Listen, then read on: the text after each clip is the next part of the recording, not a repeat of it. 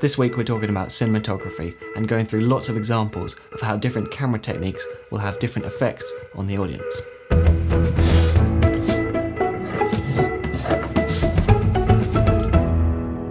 Hello, my name is Cade and this is DSLRguide.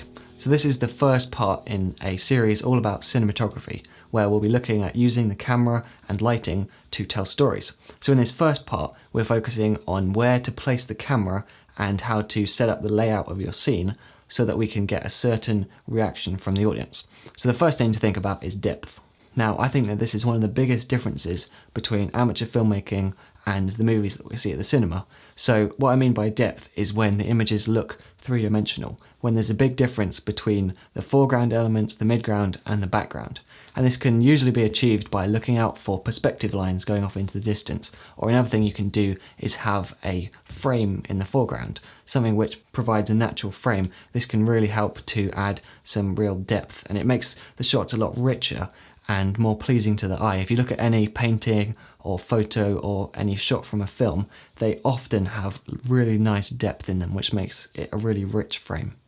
Now, you may choose to avoid depth and have very flat images, perhaps if you want the audience to feel lonely or detached, or for a character who feels trapped and like they haven't got any space to move around, or maybe if they're in a really boring lifestyle, you would also use flat images. But because we see really rich shots with lots of depth, every time we go to the cinema, the audience has an expectation that the shots will have depth. So if you accidentally shoot the whole film really flat, then that might leave a very different impression on the audience to what you're going for. Now, I believe it was Alfred Hitchcock who said that the size of something within the frame is directly reflecting how important it is to the film. So if we look at this example from The King's Speech, then the main character is very apprehensive about doing public speaking. So notice how the microphone is huge and it's kind of covering up his face at times, and it shows how this microphone is really important to him, and it was really overwhelming for him to have to do this public speaking. Now, this is also commonly used to show the relationship between characters. In this famous scene from Citizen Kane, the main character is very far away, dwarfed by the other two characters, but as he takes control of the situation, he walks close to the camera and then he towers above them. So notice how this wasn't random. They actually used the size of characters to change just as the story changes, just as the characters change. Now, the next thing is contrast. Our eyes are naturally drawn to high contrast parts of an image. So if you put your main character behind something that's very low contrast and doesn't make them stand out, then it can often be hard for the audience to even see where they are. Now, the other thing to note is whether there's something really high contrast which could actually be distracting the audience's eyes from where they should be looking, in this case maybe at the main character.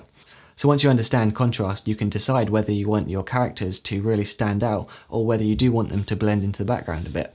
So if you have a really shy character, for example, low contrast might be a great way to go. So in general though, you don't want the audience to have to search around and look for them. The kind of standard is to have high contrast so that they can see what's going on. And it's worth noting that contrast isn't just about dark and bright things. In this image, the circle stands out because it's brighter, but in this one, the most colourful part of the frame is where our eyes tend to hang around. Whereas this circle stands out because it's contrasting with the other circles, but this time in size. And the same rule applies for shape. A good cinematographer uses all kinds of contrast in order to show and hide certain things from the audience. But what about the different types of shots? Well, the traditional way to enter a scene would be to have an establishing wide shot, which shows the audience exactly where everything is and the setting, as well as giving some hints about the time of day. But what if you decided to be unconventional and just throw the audience straight in with a close-up so they don't really know what's going on? Maybe they feel a bit disorientated, but that could work very well for your scene, depending on what kind of vibe you're going for. On a more practical level, wide shots can be important to show body language or props or maybe even costume. So let's say you have someone walking down the street and they're really frustrated, so they keep kicking this can. Well, if you'd shot that in extreme close-ups, then you might not have been able to see the can at all. So we would have lost that emotional cue for frustration. And speaking of close-ups, they give the audience the opportunity to be most personal and intimate with the characters. And when used sparingly, they're often more powerful. Just like in music, you have moments of quiet, which then will make the loud parts seem even more powerful.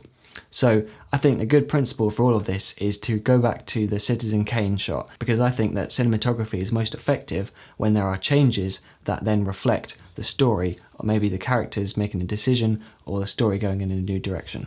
So next up is a whole bunch of techniques all condensed into what I'd call balance. So this is just following the general guides of framing. So by this I mean using the rule of thirds to place our subjects somewhere in the frame that looks very natural. It's keeping heads in the frame. Here's a before and after.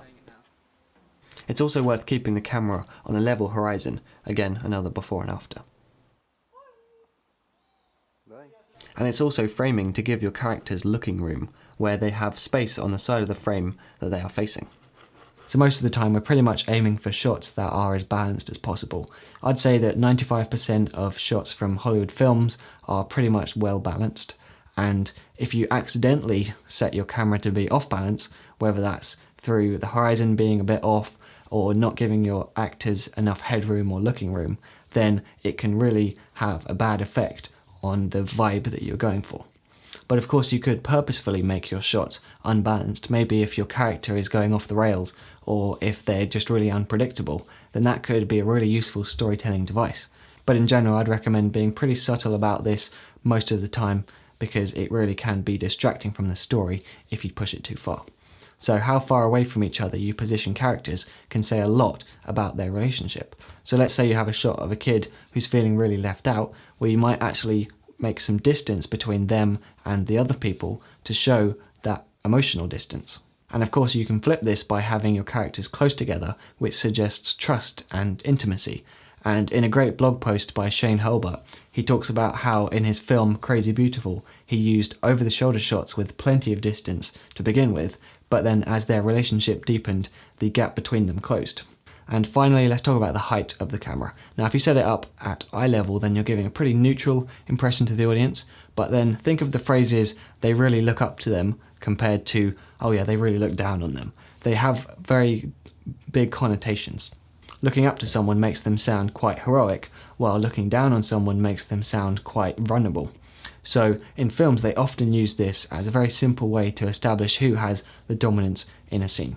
Now I would like to add that just because, let's say you had a character who was feeling overwhelmed, that doesn't mean that you have to shoot them from a high angle and set it to being off balance and give them no looking room and use every single one of the features. It's kind of a case of picking and choosing which ones you think will work best for the story. But it is worth remembering that all of the techniques I've talked about in this video are completely up for interpretation.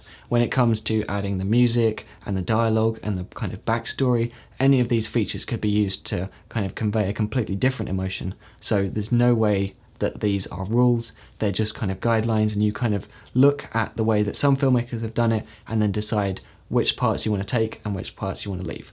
So my advice is just to watch lots of films and to be really intentional with your cinematography choices, and it's always based on what the story is and what the vibe of your scene is, and what the characters are like.